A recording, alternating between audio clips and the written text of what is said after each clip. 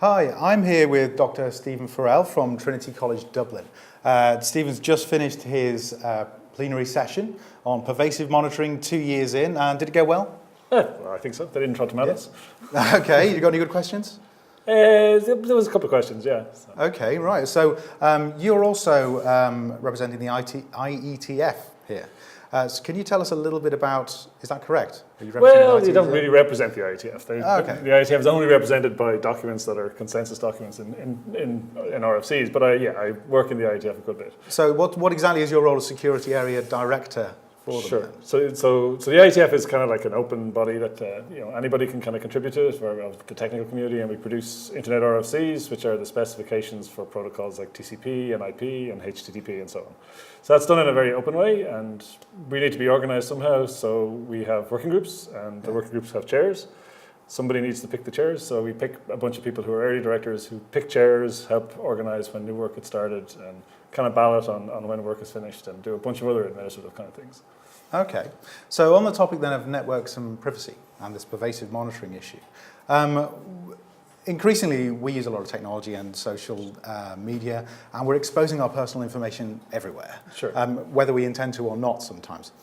Is it too late now? Is it gone? Can we do anything about this? We can do lots of things about it. I mean, is it possible to go back to the 20th century? No. But can we ever get this information back, or is it just public now? So information that gets out there is, it's hard to uncopy bits. So if stuff gets out there, it's out there. So that's the case. And I think we're at a period where some people are being very open with a lot of information about themselves, but that may evolve over time.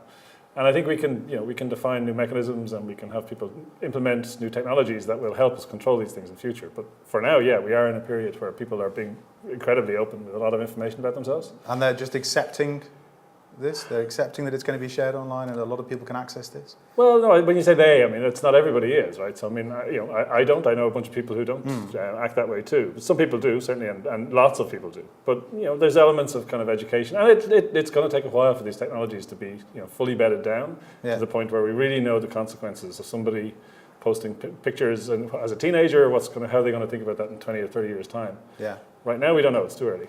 Well, Edward Snowden's actions have certainly opened up a lot of people's eyes to the threat posed by pervasive monitoring. Sure. What most concerns you about this?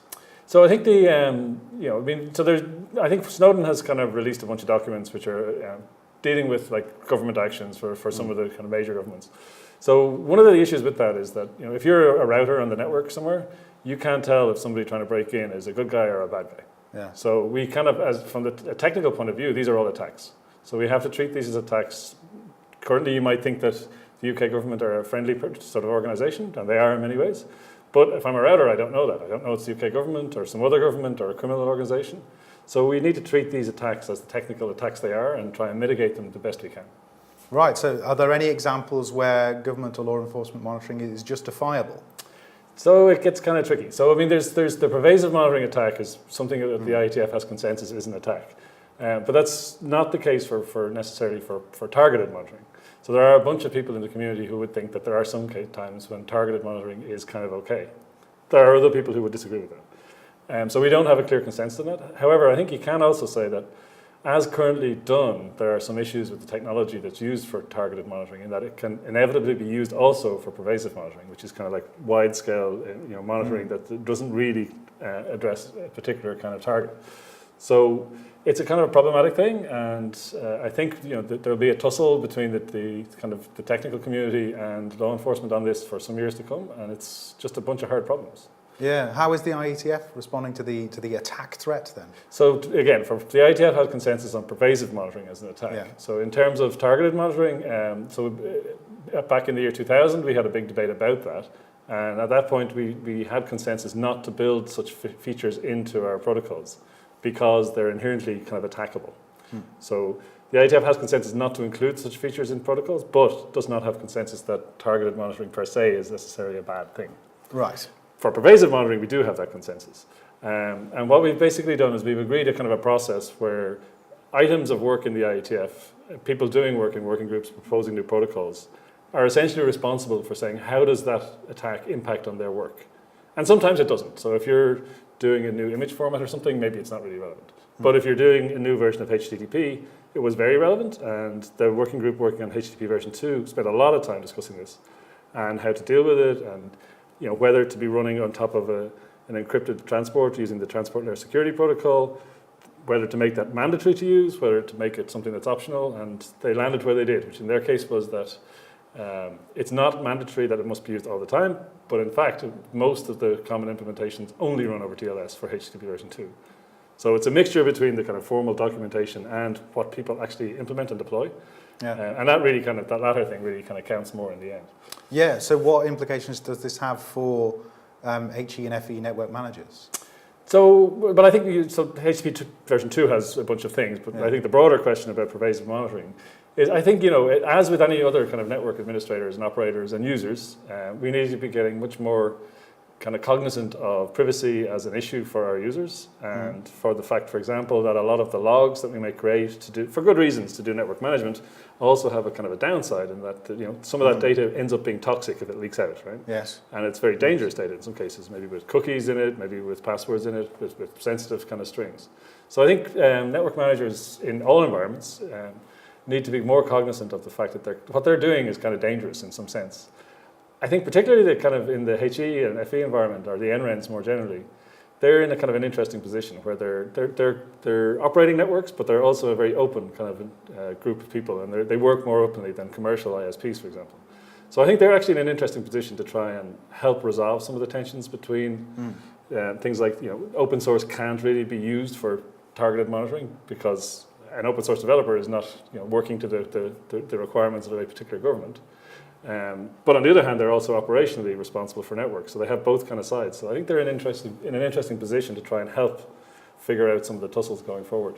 So are they continue kind of fighting a balance then between kind of respecting their users' privacy? Yeah, I mean, and ensuring that the security. Right. There's a whole bunch of kind of non-trivial kind of questions that kind of arise. So I mean, you need to worry about spam. You need to worry about malware and detecting that. Yeah. On the other hand, you don't want to be so intrusive that, let's say, somebody in an educational institution who's running a sensitive experiment has to worry about their results or their data being leaked out through the network. So there's always these kind of tussles, and I think that's the same is true for, let's say, more commercial environments. But the NRENs, I think, are in a good place to help us try and figure this out in a more open way.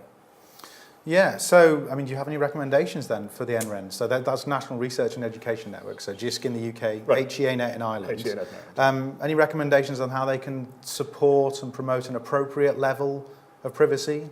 I'm not sure. I'm not quite sure I'm in the business of giving them recommendations. I'd much rather be in the business of learning from them, because I think it's really the operational people and the people deploying stuff that know more than somebody who's just involved in from the point of view of a standards kind of development kind of organization. So I'd rather learn from them and then see how to reflect that into evolution of protocols and so on. But I guess I think probably the highest level recommendation would be we need to be more privacy aware.